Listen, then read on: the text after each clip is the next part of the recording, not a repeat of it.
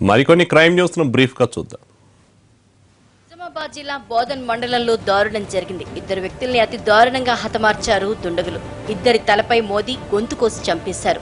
అర్ధరాత్రి సమయంలో ఘటన జరిగినట్లు పోలీసులు అనుమానిస్తున్నారు. మృతులు రాకాసిపేటకి చెందిన సాయి కుమార్, గంజరా అశోకులుగా గుర్తించిన పోలీసులు హత్య చేసింది ఎవరైనా దానిపై ఆరా తీస్తున్నారు.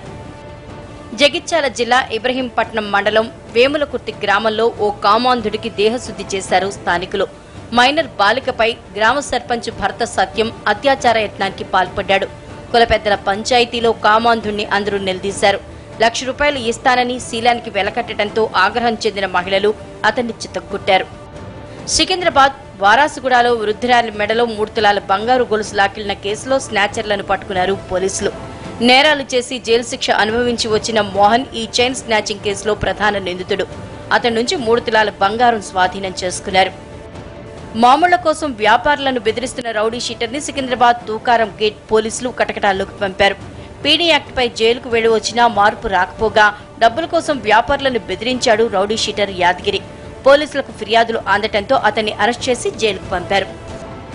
ఉద్యోగాల పేరుతో మహిళల్ని ప్రలోభపెట్టి ₹1,00,000 దండుకుంటున్న ఓ నిందితుడిని సిసిఎస్ సైబర్ క్రైమ్ పోలీసులు అరెస్ట్ చేశారు. ప్రగతి ఎన్జిఓస్ పేరుతో బోగస్ కంపెనీ స్థాపించి పలువురికి ఉద్యోగాలు ఇప్పిస్తానని తెలంగాణ, తమిళనాడు రాష్ట్రాల్లో 10 మంది మహిళల నుంచి ₹30 లక్షల వసూలు చేశాడు. ఉద్యోగం ఇవ్వకపోవడంతో బాధితులు సిసిఎస్ లో ఫిర్యాదు చేశారు. రంగంలోకి దిగిన పోలీసులు తమిళనాడుకి చెందిన విక్టర్ జార్జ్ ను అరెస్ట్ చేశారు. హైదరాబాద్ కుషాయిగూడ వసుంధర ఉమెన్స్ డిగ్రీ కళాశాలపై రాత్రి సమయంలో ఆకతాయిలు రాళ్లతో దాడి చేయడం కలకలం రేపింది. ఆకతాయిల ఆగడాలతో విద్యార్థులు భయాందోళనకు గురవుతున్నారు. ఫిర్యాదు చేసిన పోలీసులు పట్టించుకోవటం లేదన్న ఆరోపణలు ఉన్నాయి.